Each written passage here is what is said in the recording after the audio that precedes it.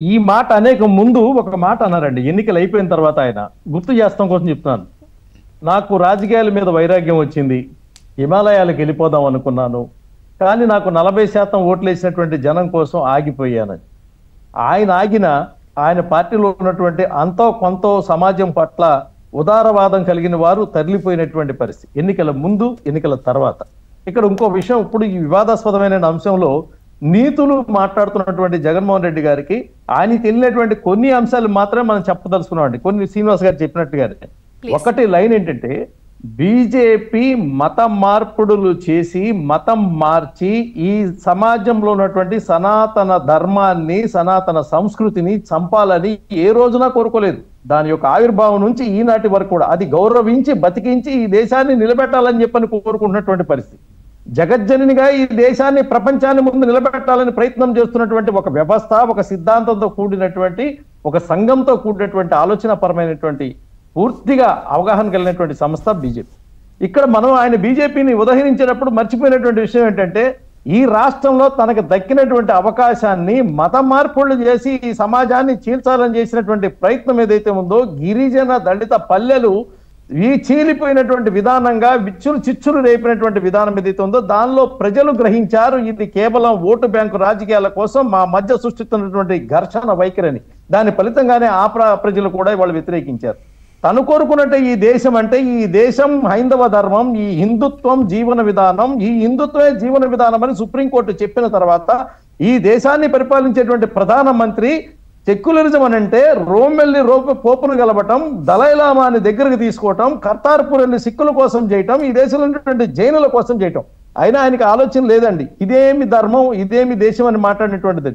ఈ దేశంలో ఉన్నటువంటి సగటు ప్రతి భారతీయుడు, ఈ రాష్ట్రాల్లో ఉన్నటువంటి 29 రాష్ట్రాల్లో ఉన్నటువంటి ప్రతి భారతీయుడు ఏదైతే ఉందో, నేను భారత్లో పుట్టినటువంటి ఒక హిందుస్థాన్ సంబంధించినటువంటి నా గుండెల మీద నా దేశం యొక్క సింబల్ని పెట్టుకొని త్రివర్ణ పతాకాన్ని పట్టుకొని ప్రపంచ దేశాల్లో ఎక్కడున్నా కానీ నా దేశం యొక్క గొప్ప మూలాలు చెప్పేటువంటి మాటగా, ఏ దేశం ఎగినా ఎందుకు కాలిడినా నీ తల్లి పొగడరా, నీ తల్లి భూమి భారతం అని చెప్పినటువంటి మాట ప్రతి భారతీయుడి గుండెల్లో ఉందండి. ప్రపంచం అన్ని మూల మనం ఉన్నాం. మనం ఈ దేశం గురించి చెప్పుకోవటం కోసం, దేశం గురించి ఆయనకేం తెలుసు? సాక్షాత్ తిరుపతి వెంకటేశ్వర స్వామి యొక్క ఆలయ నమూనాన్ని ఇంట్లో పెట్టుకొని నేను వెంకటేశ్వర స్వామిని ఇంటికి తెచ్చుకున్నాను చెప్పని గర్వంగా ఫీల్ అయినటువంటి వ్యక్తి. నా ఇంటికే దేవుడు వచ్చాడు అనేటువంటి పరిస్థితి.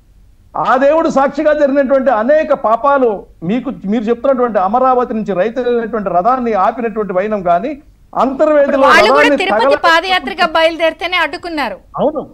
అవును అక్కడికి వెళ్ళినటువంటి అరెస్ట్ చేసి అదే రథాన్ని జైల్లో పెట్టించినటువంటి వైనం ఆంధ్ర ప్రజలు చూడలేదా? అమ్మవారి గుడి కోసం వాళ్ళు బోనాలు పట్టుకుని వస్తే అటకాయించి వాళ్ళ మీద దాడులు చేసినటువంటి వైనం చూడలేదా? హిందూ ధర్మం మీద నీకు ఉన్నటువంటి గౌరవం ఏంటంటే ఆంధ్ర ప్రజలు గమనించారు కాబట్టి నువ్వు చేసినటువంటి ఆనాడు వినాయకుడి విగ్రహాలు పెట్టడానికి కూడా పర్మిషన్ లేనటువంటి పరిస్థితి వస్తే పెట్టడానికి వీల్లేదనేటువంటి వాతావరణం జరిగినప్పుడు వైనం చూడలేదా?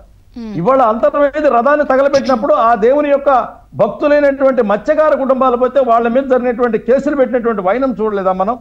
అదే విధంగా సింహాలు, సాక్షాత్తు సింహాలు అమ్మవారి గుళ్ళో రథానికి ఉన్నటువంటి సింహాలు పోతే దాని మీద మాట్లాడినటువంటి మీ బూతుల మంత్రుల యొక్క ఎగతాళి వాక్యాలు మన ఆంధ్ర ప్రజలు చూడలేదా? రామతీర్థంలో జరిగినటువంటి అన్యాయం సాక్షాత్తు రాములోరి తల తీసేసినప్పుడు వైనం ఏదో జరిగితే, నేరం నీ ప్రభుత్వంలో జరిగితే కాపాడాల్సినటువంటి నువ్వు నీ తాలూకా ఉన్నటువంటి విజయసాయి రెడ్డిని తీసుకెళ్లి ముందే ధర్నా చేపించి నాకేం కావాలని చెప్పని రాజకీయం చేసినటువంటి వైనం కూడా ఆంధ్ర ప్రజలు చూడలేదా?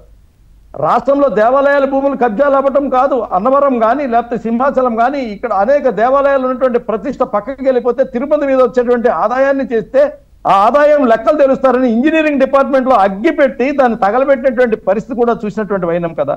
దానికి సమాధానం ఎందుకు నిన్న ఆయనకు ఇంటర్వ్యూలో చెప్పలేపాడు. ఇంజనీరింగ్ విభాగంలో మంటలు ఎందుకు పుట్టినాయి, అదేవిధంగా మదనపల్లిలో మంటలు ఎందుకు పుట్టినాయి, ఇవాళ నీటిపారుదల శాఖలో ఫైళ్లు ఎందుకు తగలబడ్డాయి, ఈ లెక్కలు అడగాల్సిన పరిస్థితి కరకట్ట మీద కాగితాలు ఎందుకు కాలిపోయాయి? చాలా చక్కగా నేను బీజేపీని అడుగుతున్నా మతం పేరుతో రాజకీయం గురించి. మొన్న మీ మనుషులే టీటీడీ బోర్డులో ఉన్నారని అప్పుడు లెటరు, ఇప్పుడు మిమ్మల్ని అడుగుతున్నా. ప్రతిసారి మిమ్మల్ని కూడా ఇరికిస్తున్నారు. భారతీయ జనతా పార్టీ సనాతన సాంప్రదాయ సంస్కృతి యొక్క లక్ష్యాలను కాపాడటం కోసం మాత్రం దేశం నిర్మాణం కోసం పనిచేసేటువంటి వ్యవస్థ అని చెప్పాను. ఆ వ్యవస్థ గురించి ఆయనకి తెలియదు. ఆయనకి తెలిసినటువంటి యుద్ధమే నేను చెప్పదలుచుకున్నాను. ఇక్కడ ఏంటంటే ఆయన ఎవరు అడిగారంటే ఆయన ఇంగ్లీష్ ఎత్తేసి తెలుగుని చంపమని చెప్పని, ఎవరు అడిగారండి? దళితులు గిరిజనుల మధ్య చిచ్చు పెట్టడం కోసం నువ్వు మత ప్రోత్సాహాలు ఇచ్చి జనాలను పంపించి వాళ్ళని మార్పించి చివరికి వారి ఘర్షణలు జరిగి నాశనం కావాలని ఎవరు అడిగారండి? ఈ రాష్ట్రంలో కులాల పేరు మీద చిచ్చులు రేపి ఈ కులాన్ని వారు ఆ ఓట్లు, ఆ కులం వారు ఈ ఓట్లు అని చెప్పి పల్లెల్లో అగ్గిని రగిల్చి ఆఖరికి ఆ అగ్గితో చలిమంట కాసుకోవాలని చెప్పినటువంటి వైనం ఆయనకి దేశం గురించి ఏం తెలుస్తుందండి? హిందూ ధర్మం గురించి ఏం తెలుస్తుందండి? హిందూ ధర్మం ఎలాంటిదంటే పాకిస్తాన్, ఆఫ్ఘనిస్తాన్, శ్రీలంక లాంటి దేశాలు ఈ భారతదేశం మీద కత్తులు దూస్తున్నా గానీ వాళ్ళ కడుపులో కాలుతున్నటువంటి ఆకలి తీర్చి అమ్మలా ఆదుకున్నటువంటి తల్లి నా భారత భూమి. అటువంటి భరతమాత యొక్క ఆలోచన సరళి తెలియాలంటే పక్కవాడి ఆకలి తీర్చేటువంటి